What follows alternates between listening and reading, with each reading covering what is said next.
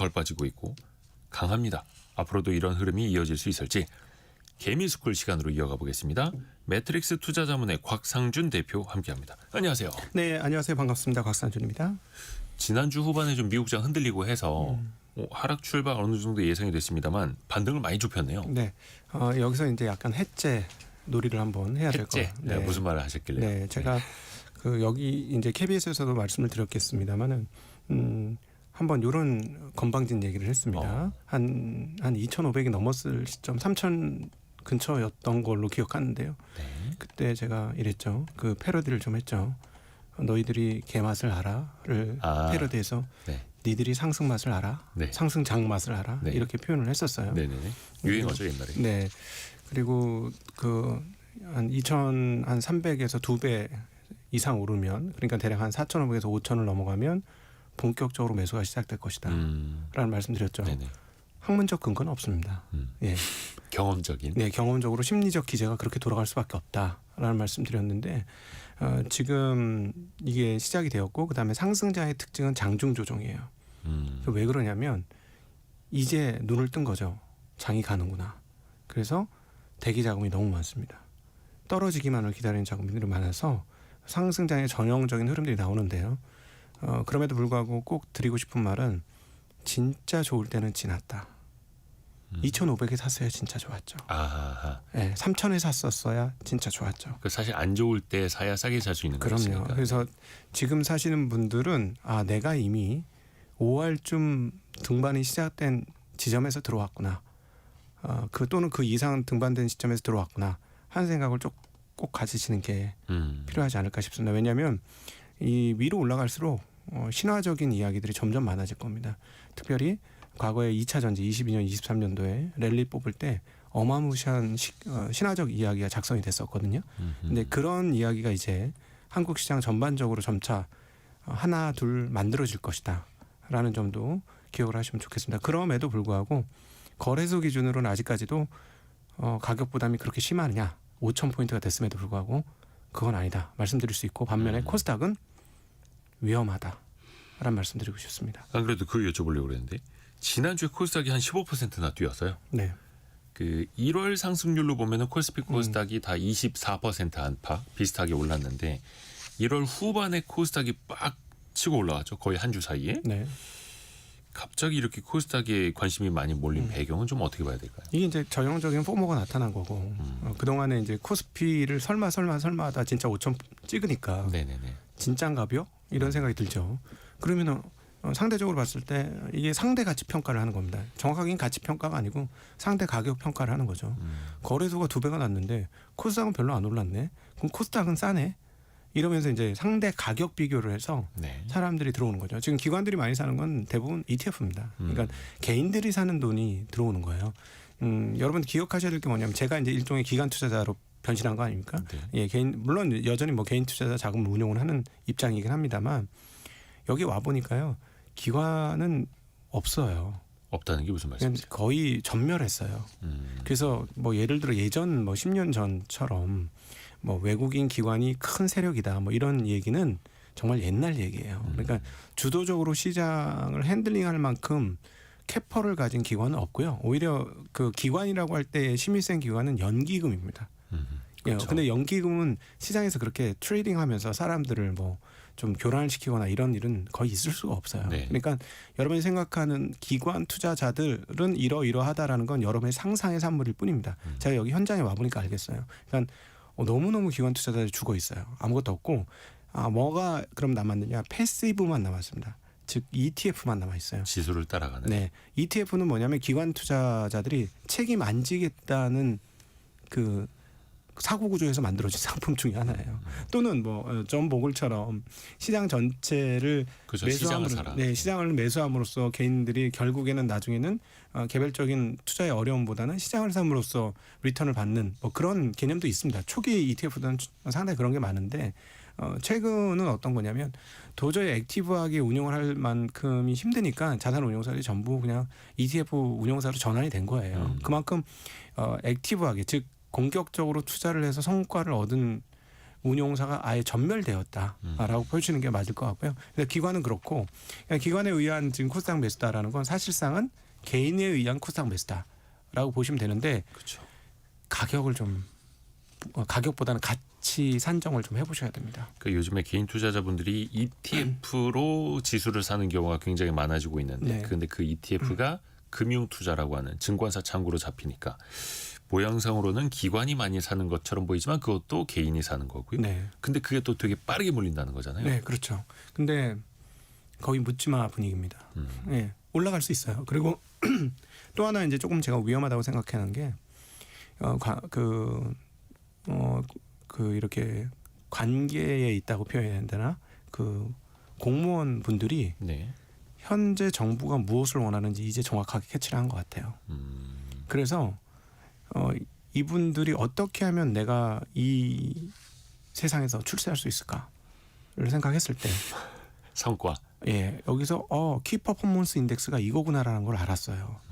이게 진짜로 생산적 금융이 중요한 거네 하면서 이쪽으로 이제 그 역량을 강화하기 시작합니다. 네. 역량을 강화하기 시작하는데 문제는 뭐냐면 많은 그 공직 생활에 있으셨던 분이 주식 투자 경험이 없어요. 그렇죠. 네, 있어봐야 아주 조금밖에 없습니다.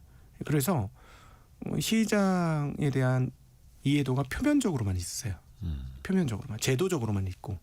그러니까 코스피가 이렇게 올라왔으니 이제 코스닥도 가야 되겠네. 3천? 되게 그럴싸하지 않습니까? 근데 코스닥의 지난 수십 년간의 궤적을 반드시 이해하셔야 되는데요. 2000년에 3000포인트 가까이 갔던 지수가 지금 1000포인트 미만으로 떨어지는 과정에서 시가총액은 정말 엄청나게 늘어났습니다. 10배가 넘게 늘어났어요. 그러니까 코스닥의 최고 정점은 2000년 IT 버블 당시에 2,900 몇십까지 네. 갔었죠. 지금은 그 한 이제 3분의 1 정도 회복을 하는 단계이고. 근데 시총은 엄청 또 늘어나고 있고. 네네, 맞습니다. 신규 상장이 많아서요. 그렇죠. 쪼개기 상장, 신규 상장, 그다음 좀비 기업의 유지. 예, 그래서 저는 코스닥의 이름을 새롭게 진다면 50 좀비 시장이라고 표현하고 싶어요. 손오공처럼 분신술을 하던가 좀비 기업, 분신술. 예, 좀비 기업들이 퇴출 안 되고. 그래서 사실 따지고 보면 한번 걸러보긴 해야 되겠지만 대략 한 100개, 200개 정도 외에는 투자할 만한 기관들이 그렇게 회사들이 많지 않아요.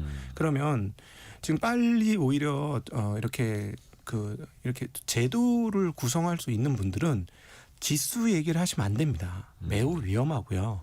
지수 얘기를 할 게 아니라 시장이 어떻게 건전화될 수 있는가, 정화될 수 있는가를 생각하셔서 투자자들이 여기다 물밀듯이 돈을 넣고 올 때 후폭풍이나 후유증이 없도록 만들어주는 게 중요해요. 그렇다면 오히려 우리 이대호 앵커님도 종종 말씀하시지만 코스닥을 좀 리그를 가려서 1부 리그, 2부 리그, 3부 리그, 4부 리그 이렇게 가려야 될 필요가 있다. 승강제로. 네네. 그러니까 투자를 해도 크게 안 다칠 기업들은 한 일부 기업에 네. 한 1, 200개 넣어놓고. 그러니까 실제 흑자 내는 기업들, 네, 돈 잘 버는 회사들. 그렇죠. 예. 그다음에 예를 들어 혹시나 잘 될 수 있는 바이오 기업들은 2부 기업 같은데 이렇게 넣어놓고 그냥 경마보다 더한 흐름이다라고 하는 건 한 3, 4부에 넣어놓고 이런 식으로 갈라야 되지 않을까 하는 생각이 듭니다. 지금 제도를 구성하실 수 있는 분은 이 생각을 좀 하셔야 되겠고, 아니면 거래소에서 경고라도 해야 돼요. 제가 요즘에 이제 중국 시장을 보니까 중국 시장에 재미난 일들이 벌어지는데 중국 시장이 너무 가파르게 오르니까 네. 계속 경고를 합니다. 거의 그렇게 하죠. 예. 우주항공 주식 너무 많이 올랐어요. 이렇게 하고 예를 들어 팹리스 업체들 너무 많이 올랐어요. 이렇게 계속 경고를 해요. 왜냐하면 기업들한테 압박을 하니까 기업들이 현재 주가는 이성을 잃은 주가입니다. 이런 식의 톤의 이야기를 합니다. 기업들이. 그러니까 마치 두더지 잡기처럼. 네, 우리는 뭐냐면 물 들어왔어. 이때 한몫 잡아야 돼. 이런 생각이 너무 많아. 이제 조만간 보세요. 제가 예언을 또 하면 이 상태로 시장의 제도 변화가 없으면 예. 유상증자가 본물을 이룰 겁니다. 기회는 찬스다. 네, 이렇게 주가 이러면서. 올랐을 때 비싼 가격에 회사 주식 팔아가지고 돈 땡겨놔야 되겠다. 그래서 생명 연장의 꿈을 꿔야 되겠다. 이렇게 되겠죠. 돈을 땡겨놓으면 그만큼 생명 연장이 되거든요. 또 기업 입장에서는 공식적으로 공개적으로 자금을 모집하기 위해서 증시에 또 올라온 거니 네. 시총이 높아졌네. 그러면 싸게 자금을 조달할 수 있는 기회네라고 또 생각할 수 있죠. 과거에도 그랬고요. 예, 그러니까 어떤 관료적 사고에서 보자면 나라가 잘 되려면 기업이 잘 돼야 된다. 요 프레임으로만 보면 기업들이 자금 조달을 해서 생존하고 발전하도록 만들어주는 게 좋기 때문에 네. 주식 시장을 자금 조달의 측면에서만 생각할 수 있어요. 그러니까 기업들이 자금을 조달해 가지고 계속 뭔가 산업을 발전시킬 수 있는 그런 토대로 마련해주고 싶은 마인드가 돌 수 있죠. 네. 이게 기존의 성장 마인드에서는 그렇게 됩니다. 근데 여기서 빠진 게 뭐냐면 투자자 보호 마인드는 없는 거예요. 근데 이 부분이 너무 안타까운데 최근에 한 바이오 회사가 유상증자를 안 하겠다는 기존의 약속을 깨고 상당히 큰 돈의 유상증자를 발표를 했습니다. 네. 그러니까 시가총액이 한 2조쯤 되는데 바이오 회사예요. 근데 한 2천억 정도. 근데 CBBW도 기존에 한 600억에서 900억 발행하겠다고 했어요. 그러니까 시가총액의 10%가 훨씬 넘는 돈을 유상증자하기로 했거든요. 근데 저는 그때 딱 유상증자 발표 보자마자 짚히는 게 있어서 회사 홈페이지에 들어가 봤습니다. 그리고 그 회사에 대해서 사람들이 사진 찍어놓은 걸 봤어요. 네. 너무나 멋지고 아름다운 사무실을 가지고 있더군요. 네네네. 저는 주주들한테 돈을 빌리려면 내부적으로도 남의 돈을 쓰는 거에 대한 미안함과 두려움이 있어야 된다고 생각해요. 주주들의 돈이니까. 네. 근데 그걸 내 돈처럼 쓰면 안 되는 거죠. 근데 지금 코스닥에 상당히 많은 기업들이 자금 조달하는 기업이 그 돈을 내 돈처럼 쓰고 있는 경우가 너무 많아. 내 돈은 어떻게 써도 상관없습니다. 예. 자기 돈은. 네, 자기 돈은 깨먹어도 상관없어요. 근데 남의 돈을 그렇게 쓰면 안 되는 거거든요. 근데 뭐 정말 브링브링 하더라고요. 그래서 블링블링해요? 엄청 대단했어요. 화려하게. 네, 그리고 위치도 너무 서울 시내 한복판에 모르긴 몰라도 그것도 한 계층이 아닌 여러 계층을 쓰고 있고 그러면 임대료만도 한 달에 수억 원 이상 깨지는 네, 그런 상황이거든요. 그러니까 물론 이제 그 회사도 할 말은 있을 거예요. 그렇게 해야 좋은 인재를 유치할 수 있고 복지가 좋아야 또 경쟁력이 더 나올 수 있고 뭐 이렇게 이야기를 할 수 있겠으나 주주 입장에서 보면 그게 또 이제 배신처럼 보인다는 거죠. 네. 결과로 보여준다면 주주들의 그렇게 돈을 받아서 성장을 하는 모습을 보여줘야 하는데 네. 그게 아니라 계속해서 운영 비용 때문에 근데 그게 자금을 이제 또 조달한다면 자금 조달이 한 번도 아니고 몇 년 안에 몇 번씩 되는 거는 그건 정말 문제가 있는 거예요. 네. 그러면 정말 엘리베이터 없는 건물이라도 들어가야죠. 그렇지 않습니까? 남의 돈 쓰는 걸 그러니까 그렇게 주주들에게 그 정도로 네. 뭐라 해야 되나 절박하고 진실됨을 보여준다. 그럼요. 한다는 거죠. 그럼 예를 들자면 직원들 월급을 안 깎는다면 네. 비용이라도 어떤 식으로든 줄여야죠. 근데 그러지 않은 경우가 너무 많은 거예요. 근데 이런 거에 대한 점검 없이 무조건 시장 가야 된다. 코스피 3천, 코스닥 그 코스피 가스니 3천 가야 된다. 이거는 진짜 정말 저는 두렵습니다. 그러니까 2차 전지 시즌 2가 시작됐다라는 생각 뭔가 지울 수가 없어요. 본질적으로 달라지는 게 없는데 껍데기만 화려해진다면 오히려 그게 더 위험하다는 거죠. 네. 같은 거를 변하지 않은 걸 더 비싼 값만 주고 산다라는 거니까. 사실 뭐 코스피 5천 넘어선 데는 삼성전자, 뭐 SK 하이닉스 한 분기에 뭐 20조 원씩 네. 뭐 이렇게 벌어들이는 그 실적이 이제 바탕이 됐던 거고. 오늘 아침 코스닥은 다른 얘기죠. 우리 그 관료분들께서 너무 애를 써셔갖고 한국은 놀랍게도 경제 지표 그러니까 그 어떤 운용에 대한 발표가 휴일 날도 나와요. 그렇죠. 매월 1일에 네, 어제 일요일이었는데 수출입 데이터. 예, 수출입 데이터가 일요일 날인데 나왔어요. 그렇죠. 와 대단하다. 이분들은 휴일 날도 없구나. 막 이런 생각이 들 정도로 너무 감사한 마음인데 그 데이터 값을 한번 살펴보면 반도체의 전년 대비 가격 증가폭이 미쳤습니다. 네. 예, 그러니까 DDR4, DDR5 등등 그다음 낸드 뭐 이런 것들의 가격 증가폭이 전년 1월 대비 뭐 600%, 700% 이래요. 예. 그러니까는 DDR5 같은 경우는 3달러대였는데 이번에는 26달러대인가 이렇게까지 올라갑니다. 그러니까 떼돈을 벌고 있는 거예요. 그래서 지금 거래소는 사실상 삼성전자 하이닉스 덕분에 한 1000포인트를 꽁으로 얻었어요. 예. 왜냐하면 이익 증가폭이 영업이익이 100조가 넘게 나오는데 두 회사 합산해서 그러니까 전년 꽁은 대비 아니고 뭔가 밸류업 이벤트보다는 이제 펀더멘털로 올라갔다는 거죠. 예, 그렇죠. 그러니까 1000포인트가 그냥 휙 하고 올라간 게 이익이 휙 하고 올라갔기 때문에 그래요. 예, 그래서 이건 밸류에이션 쳐볼 필요도 없이 1000포인트가 그냥 덤으로 얹어졌어요. 이 두 기업만으로도. 그렇죠. 그러니까 이제 5000포인트가 이렇게 가볍고 쉽게 온 거예요. 예, 이 두 기업 아니었으면 아직 5000포인트 못 왔을 겁니다. 그러니까 그만큼 이제 그렇죠. 반도체 이익이 크게 증가했고 1월 달 수출입 동향을 보니까 여전히 비싸지 않구나. 현재 시점에서 보면 이렇게 많이 올랐는데도 여전히 비싸지 않구나. 삼성전자 같은 경우는 지금 1월 달에 수출입 데이터를 보고 그다음에 그동안의 누적적인 흐름들을 보건데 지난 4분기에 20조를 벌었는데요. 월등히 많이 벌 것 같습니다. 올해요. 1분기에. 그렇죠. 그렇죠. 네. 월등히 많이 벌 것 같아요. 그러면은 지금 시중에서 예전에 뭐 6, 70조 하던 게 8, 90조를 넘어 100조를 넘어 이제 120조를 넘어 150조 뭐 이렇게 가고 있거든요. 맞아요. 영업이익 전망치가. 근데 불가능한 얘기 아닐 것 같은 거예요. 그러니까 제가 2주 전에 봤을 때에 비해서 한 38조 원의 시장의 눈높이가 올라갔더라고요. 네. 근데 그게 어느 거였냐면 업황 안 좋을 때 뭐 한 24년, 25년 전망이 38조 원 나왔었거든요. 네. 연간 벌 것으로 생각했던 게 지금 2주 만에 더 플러스가 돼버리는 상황. 그렇죠. 어마어마한 거죠. 네네. 네, 어마어마한 상황입니다. 실제로 어마어마한 상황이고 그 동안에는 이제 계속 말씀드렸던 게 이제 HBM이나 또는 이제 그 레거시인 DDR 뭐 이런 얘기를 드렸었는데 이제는 저장 장치인 낸드 플래시 SSD 네. 이쪽까지도 지금 가격 상승폭이 엄청 이제 올랐죠. 본격적으로 시작되고 있어요. 그러니까 글로벌리 메모리의 완벽한 쇼티지가 나오고 있고 그 완벽한 쇼티지에서 여러분 꼭 기억하셔야 될 건 공급이 안 이루어지고 있다. 공급의 수도꼭지를 제대로 안 열고 있다. 예. 그 뭐 반도체라는 게 좀 뭐 빵을 굽듯이 금방 구워낼 수 있는 게 아니다 보니까 네. 생산 라인을 짓는데도 몇 년 걸리고 네. 웨이퍼 한 장 투입을 해서 반도체 나오기까지 3개월 이상 걸린다 하더라고요. 맞습니다. 3개월 이상. 그래서 공급을 또 빠르게 하기도 어려운 네. 거고요. 그러다 보니까 이제 실적 중심으로 반도체 기업들은 가고 있고 1일에 나온 그 수출 데이터도 네. 또 어마어마했고요. 네. 그 중소형주 쪽 이야기를 좀 해보자면 사실 이제 네. 미국에서도 대형주 중심 시장보다는 러셀 2철이 물론 요건 한 달도 안 된 이야기이긴 합니다만 잠시 좀 중소형주가 조금 더 많이 오르기는 했거든요. 이게 추세적으로 좀 이어질 수 있을까 아니면 단순한 짧은 키 맞추기 정도일까요? 여기서 이제 이번에 새롭게 연준 의장이 된 월시에 대한 케빈 이야기를 예, 반드시 뭐 짚고 넘어가야 되는 상황일 수밖에 없습니다. 네. 네. 원래 이제 중소형주들은 한계 기업들 또는 그다음에 금융 비용이 많이 드는 기업들이 꽤 많아요.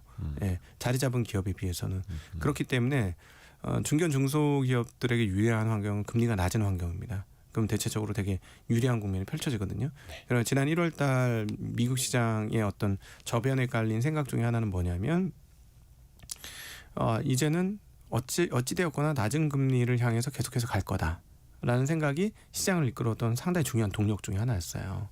근데 이제 마지막 순간에 케빈 워시가 지금 지명이 되면서 분위기가 바뀌어서 다음 주부터 어떻게 되는지 봐야 됩니다. 그동안에 이제 고공행진했던 빅테크들은 가격적 부담이 없지 않아 있습니다. 그러니까 즉 싸진 않아요. 네. 싸진 않은 상황인데 만약 미국 시장이 계속 오른다면 뭐가 싼 건가 봤더니 중소형주들이 비싸지 않은 주식이 너무 많았거든요. 근데 중소형주들 전반적으로 거시적인 측면에서 좋은 환경이라는 것은 결국 저금리 기조가 유지될 거라는 믿음 뭐 이런 것들 그리고 실제적으로 저금리 상황 뭐 이런 것들이 필요한데 자 월시가 왔는데 일단 월시로 인해서 지난주 은가 폭락했다고 보시면 됩니다. 잠깐 경고 말씀 하나 드리고 가면 제발 레버리지 좀 하지 마셨으면 좋겠어요. 세배 레버리지 한 사람 청산당했죠.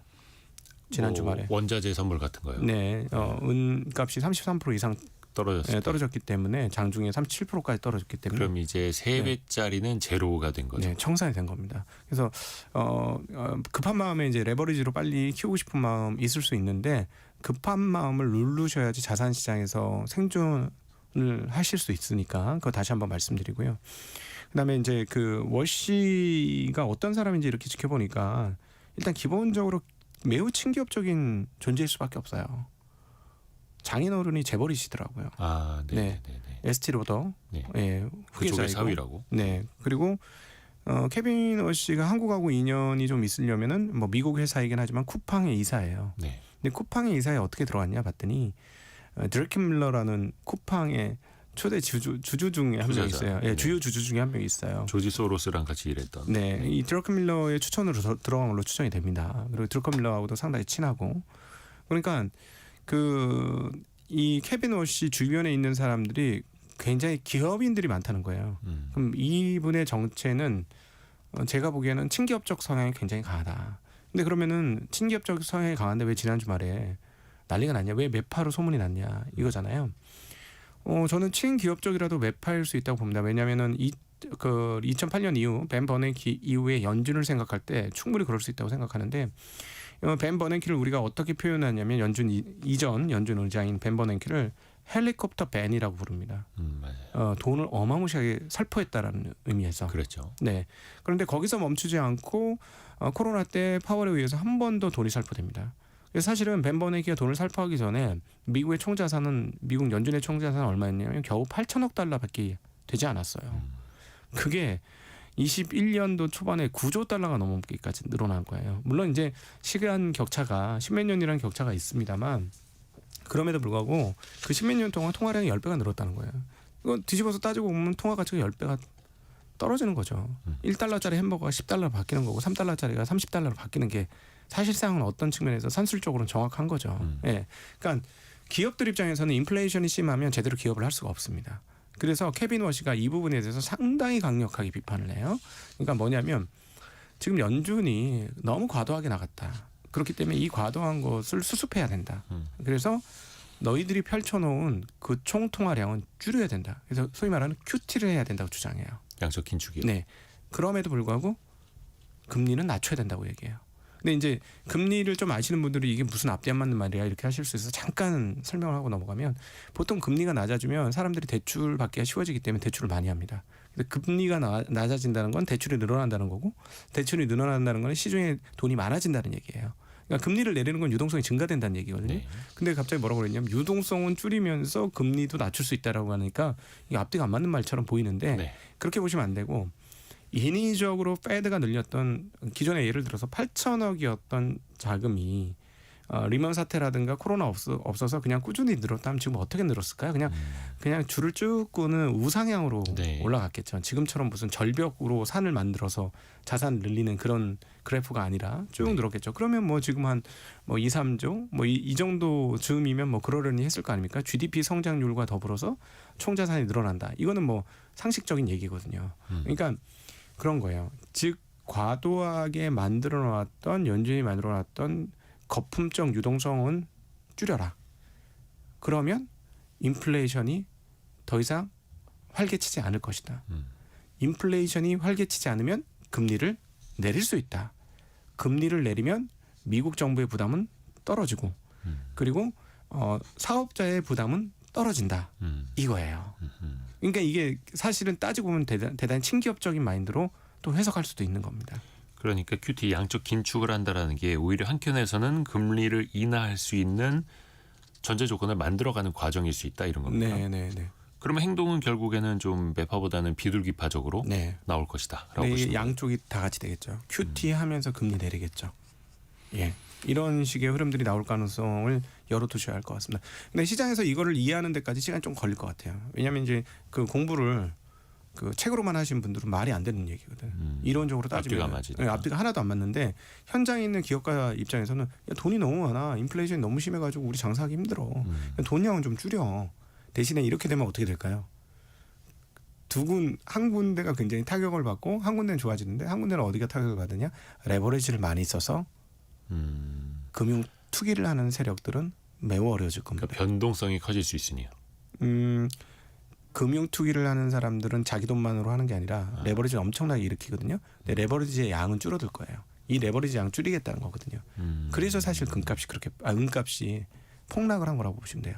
그러면 제가 감히 말씀드리면 세 가지 약체가 나오죠.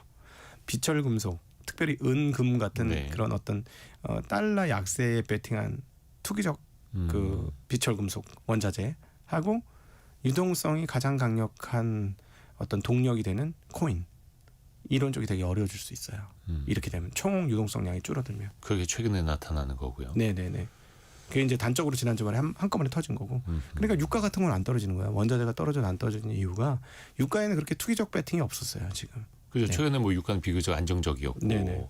그러면 어떻게 보면 투기적인 자금이 더 몰렸던 쪽에 변동성도 커지고 어떻게 보면 유동성에 좀 힘이 좀 빠진다라고 네네. 이해를 할 수가 있겠네요. 그 대신에 그 변동성의 시간이 지나고 나면은 미국 입장에서는 금리를 조금 더 공격적으로 낮출 수 있는 여건이 네네. 형성될 테고. 근데 그 시간은 되게 필요할 것 같아요. 왜냐하면 케빈 그럼요. 허시의 임기가 뭐 5월부터 시작이 된다고 하면 네. 아직 시간이 많이 또 있고 그 사이에 금융시장은 또 엄청나게 또 왔다 갔다 할 테고. 그러니까 그 얼마나 케빈 오지가 그 지금 얘기했던 것들을 실천할 거냐 거기에 대한 뭐 시장의 어떤 생각 이것까지 반영하는데 시간 좀 걸리겠죠. 네. 또 저희가 이야기해야 될 게 되게 많은데 또 현재까지 들어와 있는 뉴스도 좀 정리를 해드려야 되거든요.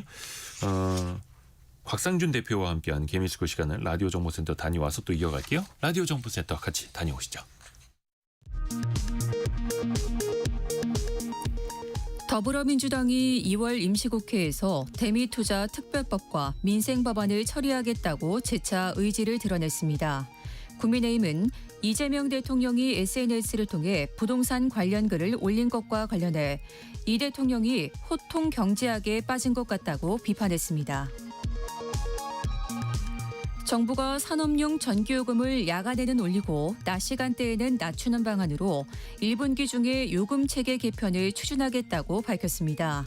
낮 시간대로 전기 수요를 유인해 태양광 발전 등 버려지는 재생에너지를 효과적으로 활용하겠다는 방침입니다. 보건복지부는 올해 노인 일자리를 지난해보다 5만 4천 개로 늘어난 역대 최대 규모인 115만 2천 개를 공급한다고 밝혔습니다. 미국이 중동의 군사력을 증강하며 이란에 대한 압박 수위를 높이고 있는 가운데 하메네이 최고 지도자가 전쟁이 일어나면 중동전이 될 것이라고 경고했습니다. 트럼프 미국 대통령은 수일 내에 이란과 합의하길 바란다고 밝혔습니다. 지금까지 라디오 정보센터 뉴스 정원나였습니다. 증시각도기 곽상준 대표와 함께 개미스쿨 시간 이어갑니다. 성공회가 미디어입니다. 10시 35분 현재 함께하고 계시고요. 곽 대표님. 네. 그 사실 우리나라가 이제 미국에 투자하는 투자자들 이제 서학김이라고도 많이 부르는데 지난달 기준으로요. 미국 주식 보관액이 우리 돈 250조 7천억 원. 역대 최고치고 한 달 동안 15조 7천억 원이 더 늘었어요. 네. 정부에서는 왜 미국 주식 팔고 한국으로 돌아오면 세제 혜택 주겠다 이렇게 유인책을 이제 쓴다고 하는데 네. 여전히 미국 주식이 이제 들어가고 있다는 건 좀 어떻게 봐야 될까요? 장기적으로 너무 좋았잖아요. 네. 미국이. 거기에 대한 확신과 믿음이 아주 가득합니다. 근데 이제 결국 시장이라는 건 수익률에 따라 움직이기 때문에 만약에 올해까지조차도 한국 주식이 전년에 준하는 수준의 강세를 보여주면 그때는 다시 넘어올 것 같고요. 실제로 최근 주식시장 자금 이동의 흐름에서 보면 굉장히 깜짝 놀랄 만한 일이 있는데 은행권 자금이 넘어오기 시작합니다. 예금들이요. 근데 이거는 제 경험상으로는 2000년에 3천 처음으로 3천 넘고 21년으로 넘어오는 과정에서 조금 발생했던 일이에요. 예, 정말 오랜만에 이런 일을 보는데 그런데 이제 주식시장에 담겨 있는 돈하고 개인들이 쟁겨놓고 저축해놓고 있는 돈하고 사이즈를 비교해 보면 저축해놓은 사이즈가 지금 어마무시합니다. 그 중에 일부가 지금 미국으로 간 거 아니겠어요? 네. 그래서 그 부동산도 그렇습니다만 자산 가격은 약간 호가 제도가 있어요. 예를 들어서 우리나라 시장이 4천조가 넘었는데 네. 예를 들어 4천조라고 치고 시가총액이요. 그러면 이게 8천조가 되려면 4천조가 필요하지 않습니다. 아하, 그렇죠. 호가 제도이기 때문에 호가로 총량을 표시하는 거거든요. 그러니까 거래에서 한 땀 한 땀 올려서 8천억이 되는 게 아니라 호가로 올라가는 거예요. 10만 원짜리 주식이 20만 원 가면 2배 되듯이 그렇죠. 그렇게 되는 거거든요. 그래서 이 말인즉슨 무슨 말이냐? 시장에서 여기서 놀던 자금 외에 다른 자금이 넘어오기 시작하면 굉장히 빠른 속도로 가격이 올라갈 수 있어요. 예, 그래서 제가 보기엔 여기서 뭐 추가로 올라간다면 뭐 그 서학으로 갔던 개미들도 이동을 할 것 같은데 그 이전에 일부 예금에만 있었던 돈이 이제 1차적으로 먼저 지금 이동하고 있다라고 보여지고 미국 주식에 대한 믿음이 크기 때문에 이 믿음이 깨지려면 굉장히 오래 걸립니다. 그렇다고 해서 미국 시장이 우리의 믿음을 깰 거냐? 꼭 그럴 것 같지도 않습니다. 왜냐하면 여전히 현금 창출 능력이 좋은 기업들은 여전히 돈을 잘 벌고 있고 그리고 미래를 위한 투자를 잘 하고 있고 매우 주주 친화적이고 그래서 뭐 소소하게 계속 좋은 흐름들을 보여줄 거라서 미국으로 갔던 그 개미 그 제비들이 여기까지 넘어오려면 뭔가 큰 변화가 있어야 될 것 같아요. 그러니까 한국 주식시장이 작년만큼 한번 떠오르든가 더 따뜻한 봄이 되어야. 네, 그래서 정말 마음이 두근두근 할 정도의 상승장을 이쪽에서 보여서 자기 친구들이 돈 벌었다는 소식을 들으면 그때야 오지 않을까? 왜냐하면 이제 좀 돌아오지 않을까요? 일부 돌아올 수 있죠. 네, 일부 돌아올 수 있습니다. 네, 근데 제 생각에는 돌아오시려면 더 이상 늦지 않고 돌아오시는 게 좋아요. 네, 그래서 좀 완만할 지금도 사실 많이 올랐잖아요. 예. 그럼에도 불구하고 조금 아직까지는 아까 거래소 기준으로 코스닥 기준 말고 거래소 기준은 여력이 좀 있으니까 여력이 있을 때 좀 돌아오시는 게 낫지 않을까 하는 생각 듭니다. 또 미국이 우리나라를 그 환율 관찰 대상국으로 네. 다시 지정을 했습니다. 네. 한국의 원화가 펀더멘털 대비 너무 저평가돼 있다라는 건데 그러면 이제 어떤 뭐 무역하는 입장에서 보면 미국이 원화의 약세가 좀 배 아파 보일 수도 있어요. 네. 이건 어떤 의미로 좀 봐야 될까요? 그 미국 쪽에서 어떻게 보면 이제 원화 약세에 대한 구두 개입도 최근에 또 같이 해주고 있잖아요. 네. 모르겠습니다. 지금은 원화가 좀 약세니까 그 말이 반가울 수도 있는데 한국이 일본과 따로 떨어져서 갈 수 없다는 건 벌써 1년째 저희한테 보여주고 있는 현장에서의 어떤 목격되는 바이거든요. 근데 지금 일본 엔화가 거의 모든 투기 세력들이 일본 엔화가 강세로 간다는 상상을 전혀 못 하고 있어요. 지금 현재. 그래서 일본 엔화가 강세로 못 가는데 원화만 강세로 갈 수 있다? 좀처럼 쉽지 않을 것 같아요. 오늘도 근데 최근에 달러 대비 158엔에서 154엔대까지 좀 엔화가 단기간에 네. 연초에 강세를 좀 보이긴 했잖아요. 근데 일본 그 재무상의 발언을 보면 160엔 가는 건 용납 못 하겠다는 거고. 그리고 그때 스카페 센터가 일본 엔화에 대해 얘기했잖아요. 왜 이 얘기를 했냐라고 또 따져보면 미국의 운명이 지금 일본 손아귀에 있습니다. 굉장히 재미난 얘기인데 네. 중국이 그 미국 채권을 계속 많이 팔고 있잖아요. 대략 한 1.34조 이상 되던 미국 국채가 이제 7천억도 깨졌다는 소식이 들리고 있어요. 네. 중국이 보유한 미국 국채의 총량이. 그 사이에 어디가 많이 늘었냐면 영국이 많이 늘었고 일본이 압도적으로 미국 국채를 많이 들고 있습니다. 자, 그러면 미국 엔화가 비상이 걸리면 어떻게 될 것이냐? 엔화 약세를 주저앉히기 위해서는 뭐를 해야 되죠? 엔화를 사야 되죠. 네. 근데 뭘 팔아서 살까요? 가지고 있는 달러를 팔아서 미국 사면 되죠. 국채를. 그렇죠. 미국 국채 팔면 되죠. 그래서 서로 엮여 있어요. 저는 그 되게 이번에 재미난 사건이었는데 아니 무슨 미국 재무장관이 일본 엔화에 대해서 그렇게 레이트 체크라는 걸 하면서 적극적으로 개입할 필요가 왜 있었겠습니까? 그러니까 그건 그만큼 일본이 잘못되면 미국이 흔들릴 수 있다는 거예요. 그리고 이번에 케빈 워시까지 간 것 중에 하나도 결국 미국의 아킬레스건은 주식시장도 있지만 아킬레스건으로 따지면 채권 시장이 시장. 훨씬 더 아킬레스건이다. 채권 금리가 폭등하거나 아무도 채권을 안 사고 내다 파는 상황들이 오면 심각한데 일단 디폴트 값의 매도자가 생긴 거예요. 즉 중국이 특별히 언제부터 더 훨씬 더 가열차게 됐느냐.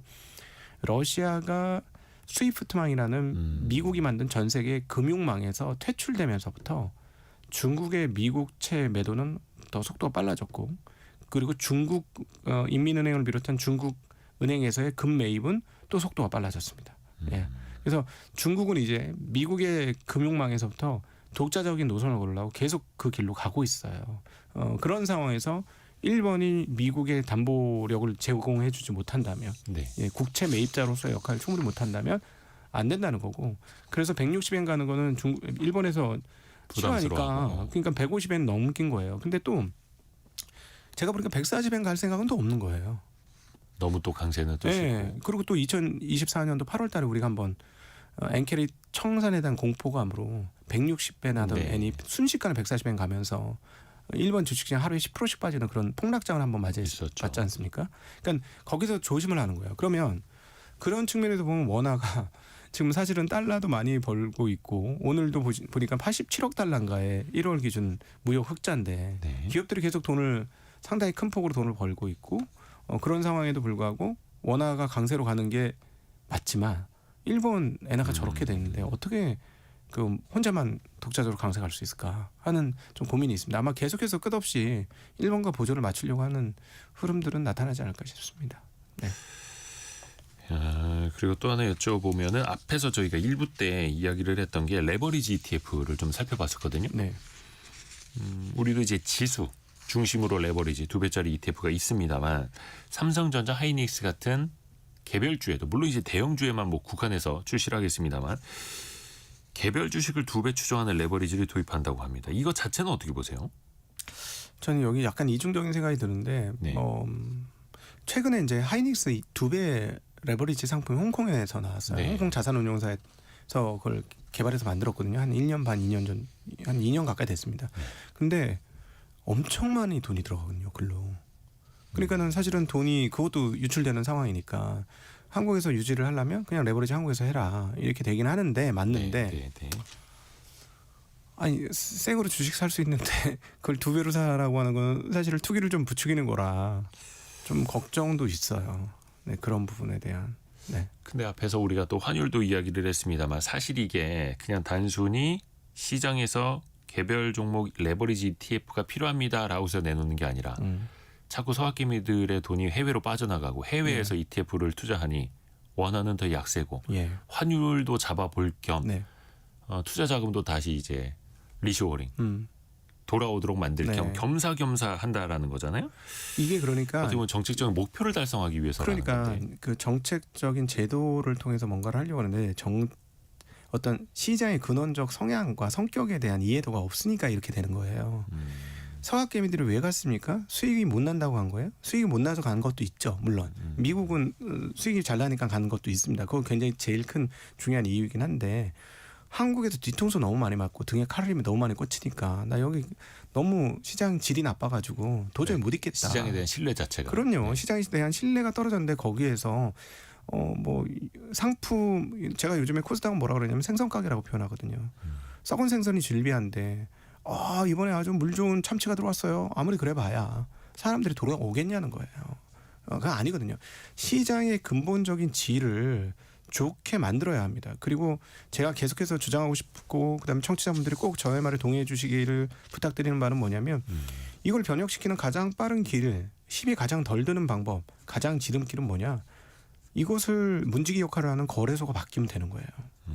거래소가 사실상 일종의 그 물을 관리하는 물의 정화도를 관리하는 건데 지금 완전 꾸정부를 만들어놨는데 끊임없이 상장은 가능하게 하고 퇴출은 없고 좀비 기업 유지하게 하고 유상증자하게 하고 쪼개기 상장하게 하고 이거를 제도적으로 아니 거래에서 이건 좀 곤란한데요. 한마디만 하면 되는 거 아닙니까? 그 한마디를 안 한 거 아닙니까?